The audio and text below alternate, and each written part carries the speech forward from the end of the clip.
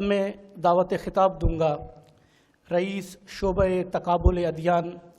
International Islamic university اسلام آباد محترم و مکرم جناب ڈاکٹر آفتاب احمد صاحب کو کہ وہ تشریف لائیں اور وحدت امت و یکجہتی فلسطین کانفرنس سے خطاب فرمائیں۔ الحمدللہ رب العالمین والصلاة والسلام علی سید الانبیاء والمرسلین، اما بعد فاعوذ باللہ من الشیطان الرجیم، بسم اللہ الرحمن الرحیم۔ یا ایہا الذین آمنوا اتقوا اللہ حق تقاتہ ولا تموتن الا وانتم مسلمون۔ معزز و محترم حضرت علامہ سید جواد نقوی صاحب، علماء کرام، مشائخ اعظام، حضرات گرامی قدر، اللہ رب العزت کا بے پایاں لطف و کرم ہے کہ جس کے فضل و احسان سے ہمیں ایمان اور اسلام کی عظیم دولت نصیب ہوئی۔ آج کی اس وحدت امت اور یکجہتی فلسطین کانفرنس کے انعقاد پر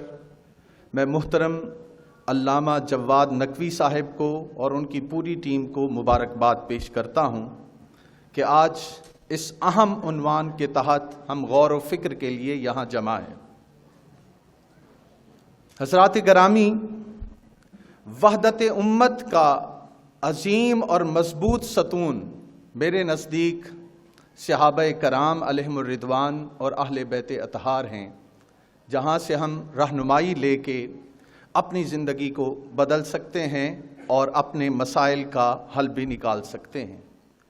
فرمان نبوی صلی اللہ علیہ وآلہ وسلم ہے کہ اصحابی کالنجوم فبأیہم اقتدیتم فاہتدیتم، کہ میرے صحابہ ہدایت کے ستاروں کی مانند ہیں، ان میں سے جس کسی کی بھی پیروی اور اقتداء کر لوگے تم سیدھی راہ پالو گے۔ دوسری طرف تاجدار کائنات صلی اللہ علیہ وآلہ وسلم کا وہ فرمان کہ ترکت فیکم ما ان اخذتم بہ لن تضلوا کتاب اللہ و اطرتی اہل بیتی۔ یہ اہل بیت اطہار اور صحابہ کرام علیہم الرضوان کی زندگی ہی ہے جس سے ہمیں وحدت کی طرف درس ملتا ہے۔ اگر ہم اس پہ غور کریں تو افسوس کا مقام ہے کہ ہم نے ان دونوں ارشادات نبوی کو نہیں مانا، ہم نے انہیں سرچشمہ ہدایت نہیں بنایا، ان کے دامن کو نہیں تھاما اور ان کے نقش قدم پہ نہیں چلے، بلکہ انہیں محل نزاع بنا لیا ہے، ان کی ذات کو لڑائی کا محور اور جھگڑوں کا موضوع بنا لیا ہے۔ جب ہم صحابہ کرام علیہم الرضوان کی زندگی کو دیکھتے ہیں اور اہل بیت کی زندگی کو دیکھتے ہیں تو اتحاد کی بے شمار مثالیں ہمارے سامنے آتی ہیں۔ میں اس وقت اس کی تفصیل میں نہیں جاتا، صرف ایک دو مثالیں عرض کروں گا۔ سیدنا عثمان غنی رضی اللہ تعالیٰ عنہ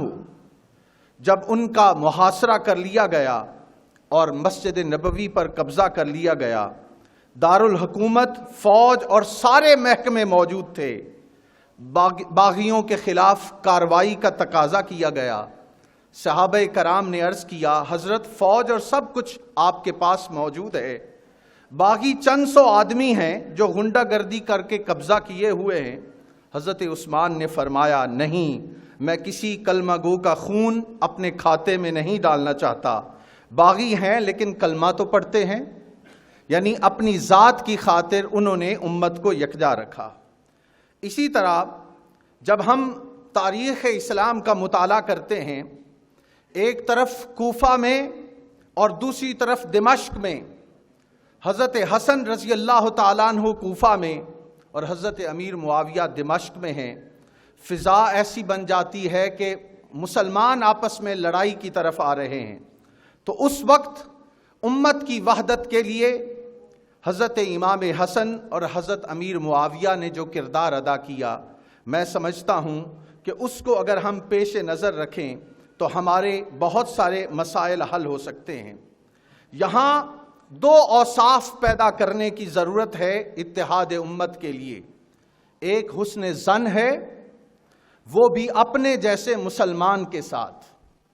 میں سمجھتا ہوں حسن ظن نہ ہونے کی وجہ سے بہت سارے مسائل ہمارے سامنے ہیں۔ اور دوسرا خدا خوفی، کم از کم قیامت میں نبی پاک علیہ السلام کے سامنے ہم کیا جواب دیں گے، اللہ کو کیا جواب دیں گے؟ تو اگر یہ خدا خوفی ہمارے اندر پیدا ہو جائے۔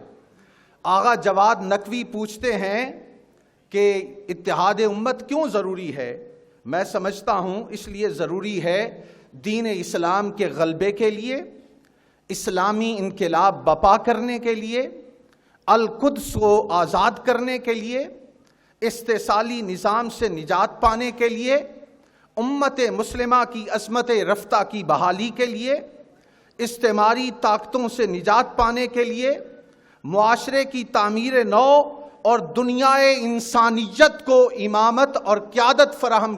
کرنے کے لیے ضروری ہے